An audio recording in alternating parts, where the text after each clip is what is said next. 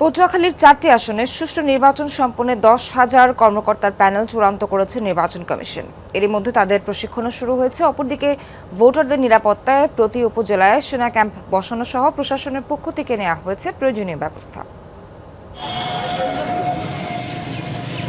পটুয়াখালীর 4টি সংসদীয় আসনে এবছর ভোট কেন্দ্র 513টি। বিগত বছরগুলোর তুলনায় এবছর ভোটার সংখ্যা প্রায় 80,000 বেড়ে দাঁড়িয়েছে 15,09,589 জনে।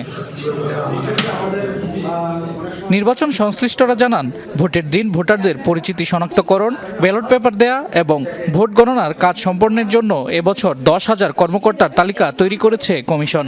যাচাই বাছাই শেষে দক্ষ অভিজ্ঞ এসব কর্মকর্তাদের প্রশিক্ষণ দেওয়াও শুরু হয়েছে, যা চলবে আগামী 8ই ফেব্রুয়ারি পর্যন্ত। এই প্রশিক্ষণ আসলে একটা সুষ্ঠু ভোটের জন্য যারা কাজ করবে তারা কিভাবে কাজটা করতে হয় সেটা কিন্তু সঠিকভাবে জানা প্রয়োজন আছে। এই জন্য আমাদের এই জন্য ট্রেনিংটা আমরা দিব। যোগাযোগ বিচ্ছিন্ন একাধিক চরাঞ্চল সহ জেলার আইন শৃঙ্খলা পরিস্থিতি নিয়ন্ত্রণে সেনা ক্যাম্প বসানো সহ নেওয়া হয়েছে সব ধরনের প্রস্তুতি। আমাদের লক্ষ্য কেবলমাত্র একটা সুষ্ঠু, নিরপেক্ষ এবং শান্তিপূর্ণ নির্বাচন। আমাদের যে এই কমিটমেন্ট, সেটাই আমাদের মূল মনোবল।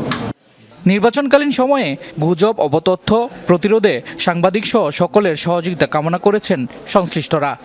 আপনারা এটাকে প্রতিহত করেন, এটাই হচ্ছে আমাদের অনুরোধ। এবং এটা যদি আপনারা করেন তাহলে আমরা মনে করি যে তথ্য বিভ্রাট যেটা আছে অপসংস্কৃতি থেকে আমরা রেখে যাব। এদিকে বিগত নির্বাচনে দায়িত্বপ্রাপ্ত বিতর্কিত কোনো কর্মকর্তা যেন এবারের নির্বাচনে দায়িত্ব পালন করতে না পারে সেটি নিশ্চিত করা হয়েছে বলে দাবি করেছেন নির্বাচন কমিশন। প্রিজাইডিং পুলিং অফিসার যারা ভোট অতিথি নিয়েছেন তাদের মধ্যে শঙ্কা, দ্বিধা, সংকোচ অনেক বিষয় কাজ করতেছিল। আমরা আশাবাদী যে এটি আমরা কাটিয়ে উঠতে পেরেছি। ত্রয়োদশ জাতীয় সংসদ নির্বাচনে পটুয়াখালীর 4টি আসনে মোট 19 জন প্রার্থী প্রতিদ্বন্দ্বিতা করছেন, যার মধ্যে বিভিন্ন দল, জোটের 18 জন এবং 1 জন স্বতন্ত্র প্রার্থী রয়েছে। শামস তাবরিজ উচ্ছ্বাস, যমুনা নিউজ।